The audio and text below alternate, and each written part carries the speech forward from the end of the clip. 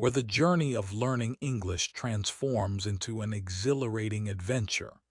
Today, we embark on an exploration of the tumultuous narrative surrounding one of history's most infamous figures, Adolf Hitler.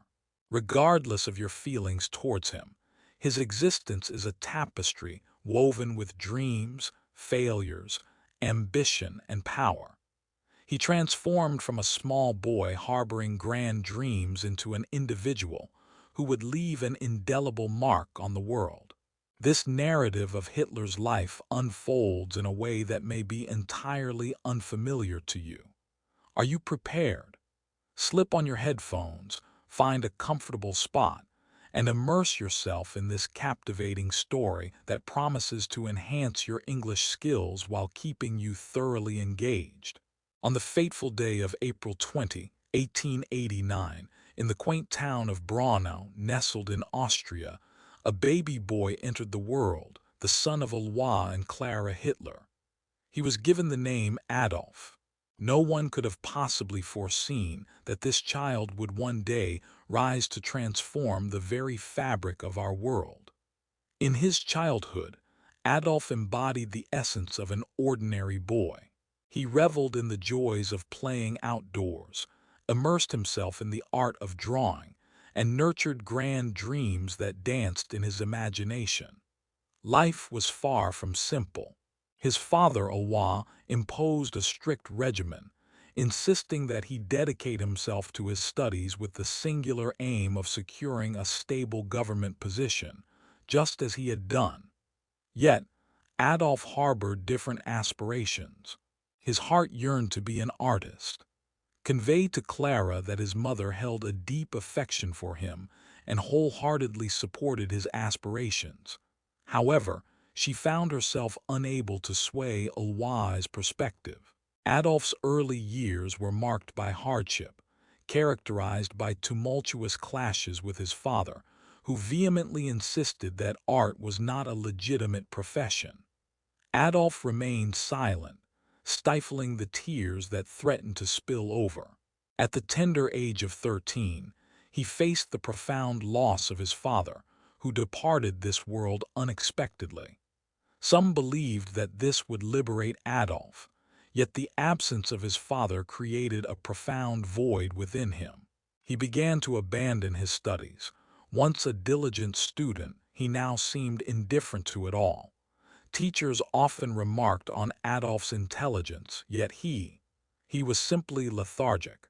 His sole desire was to immerse himself in the world of drawing. Upon completing his education, Adolf meticulously packed his belongings and set off for Vienna, the illustrious capital of Austria. His excitement was palpable. Vienna, the illustrious city of art, beckoned to him with its rich cultural tapestry. He envisioned to himself, "I shall become a renowned painter in this place." He submitted his application to the esteemed Academy of Fine Arts, a revered institution in the realm of artistic education. However, when the results were finally revealed, a wave of disappointment washed over him, causing his heart to sink. He received the news of his rejection. They informed him that his work fell short of their standards. Adolf experienced a profound sense of humiliation. He declared, "I'll try again." Yet the following year, they turned him down once more. He felt utterly defeated, abandoned, and without the solace of a school to call his own. Following the loss of his job, Adolf's life began to spiral downward. He found himself residing in small, squalid rooms, often forced to spend nights on the unforgiving streets.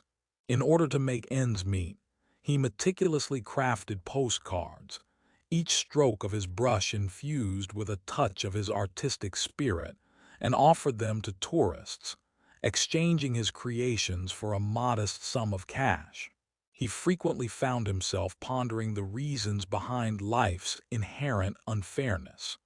In the midst of this challenging period, he faced the profound loss of his mother, a departure that enveloped him in a deep sense of solitude and simmering anger. He began to shift the blame onto others for his troubles, uttering phrases such as, "It's not my fault."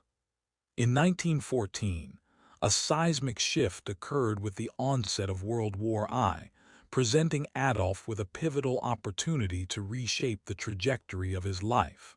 He enlisted in the German army, embracing the life of a soldier with fervor, his heart swelling with the thought, "At last, I am part of something greater." He regarded Adolf as a figure of bravery during the war. He traversed perilous battlefields to deliver vital messages, earning 2 medals in recognition of his extraordinary courage. In the year 1918, Germany faced a devastating defeat in the war, igniting a deep-seated fury within Adolf. "Our leaders have betrayed us," he exclaimed, his voice echoing with a mix of anger and disbelief. He sensed that Germany required a formidable leader to reclaim its former strength and influence. Upon his return to Germany following the war, Adolf found the landscape in utter disarray. The populace found themselves in a state of struggle, grappling with poverty and hunger, while a palpable sense of anger simmered among many regarding the conclusion of the war. Seizing the opportunity that lay before him, Adolf aligned himself with a modest political faction known as the German Workers' Party. He was an undeniable force, one that commanded attention and respect. When he spoke, an attentive hush fell over the crowd, as if each word he uttered carried the weight of significance. His words brimmed with a fierce intensity, a potent blend of anger, passion, and fervent promises, echoing the declaration, "Germany will rise again." An increasing number of individuals began to gather in support of him. Adolf rebranded his organization as the National Socialist German Workers' Party, commonly referred to as the Nazi Party. He crafted their emblem, a striking red flag adorned with a bold black swastika, destined to evolve into one of the most potent symbols across the globe. His speeches garnered widespread acclaim, drawing thousands who flocked to hear his words. They embraced his vision of a robust Germany. Yet, Adolf's ideas posed a significant threat. He attributed Germany's issues to specific groups and envisioned a nation exclusively for Germans. In the aftermath of World War I, Germany found itself in a dire predicament. Unemployment soared, the cost of food skyrocketed, and countless families faced the harrowing reality of starvation. The nation found itself burdened with an enormous financial obligation to foreign powers, a consequence of its defeat in the war. The German populace was engulfed in a profound sense of distress and anguish, a sentiment that did not escape the keen observation of Adolf Hitler. He reassured those around him, insisting that the fault did not lie with them, while asserting that he possessed knowledge of the true culprit behind the situation. His words ignited a flicker of hope within them, yet simultaneously stoked the flames of their anger directed at others. Gradually, Adolf emerged as a prominent figure, dedicating considerable effort to the cultivation and expansion of his party. He convened grand assemblies and articulated fervent orations, proclaiming that Germany had the potential to reclaim its former greatness. The audience erupted in applause and enthusiastic cheers, fully embracing his vision. In the year 1923, Adolf made a bold attempt to usurp control from the German government, orchestrating a coup that would come to be known as the Beer Hall Putsch. However, his ambitions were thwarted, resulting in his arrest and a subsequent 9-month incarceration. During his time in incarceration, he authored a book titled Mein Kampf, translating to My Struggle, in which he articulated his thoughts and ideologies concerning Germany. He sought to amass power, persuading specific factions that they were the adversaries. The book began to resonate, capturing the attention of many Germans who found themselves increasingly drawn to his ideas. Upon his release from incarceration, Adolf dedicated himself with renewed fervor, leading to a significant strengthening of the Nazi Party. In the year 1933, Adolf Hitler ascended to the position of Chancellor of Germany, becoming the foremost leader of the nation. This signified the dawn of a new era. Adolf made grand promises of employment opportunities, a formidable military presence, and a hopeful vision for the future. People placed their trust in him, yet they remained oblivious to the intricate schemes he was concocting in his role as chancellor. He implemented numerous changes, such as constructing roads, establishing factories, and founding schools, all of which generated employment opportunities and revitalized Germany's image of strength. Individuals expressed their joy, hailing Hitler as a hero. Yet, lurking beneath the surface of this triumph, he harbored some perilous schemes. He wielded power over newspapers, radios, and educational institutions, dictating that the populace could place their faith solely in him. Individuals who voiced dissent encountered severe repercussions, often resulting in imprisonment. He established a formidable military force known as the SS, alongside a youth organization referred to as the Hitler Youth. This group of boys was meticulously trained not only to engage in combat, but also to disseminate his ideology. In Germany, Nazi ideologies permeated every aspect of society, and the swastika flag emerged as a potent emblem of Adolf Hitler's authority. His speeches grew increasingly fervent. He asserted with unwavering conviction that Germany was unparalleled and destined to dominate the world. The air was thick with fervor as throngs of people erupted in cheers, their voices rising in unison to chant, "Heil Hitler!" In the year 1939, Adolf Hitler executed a monumental decision by commanding his military forces to invade Poland, an act that ignited the flames of World War II.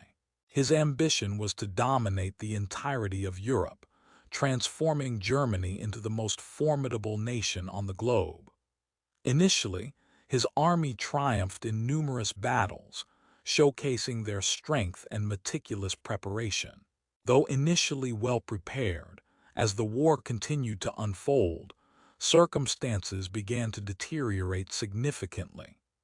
Adolf found himself surrounded by a multitude of adversaries, each one a testament to the choices he had made along his tumultuous journey. In the midst of the war, he harbored a chilling ambition. His intent was to eradicate all Jewish individuals and anyone else he deemed unworthy of his vision for Germany. The event known as the Holocaust stands as one of the most harrowing chapters in the annals of human history. Countless innocent lives were tragically lost within the confines of camps. By the year 1944, Germany found itself in a precarious position, grappling with the undeniable reality of defeat. The formidable coalition of adversaries, including the United States, the Soviet Union, and Britain, had amassed an overwhelming strength that proved insurmountable for Adolf's regime. Explosions reverberated through the air as bombs rained down upon German cities, shattering the night with their deafening roar. The individuals who once regarded Adolf as a hero began to lose their sense of optimism.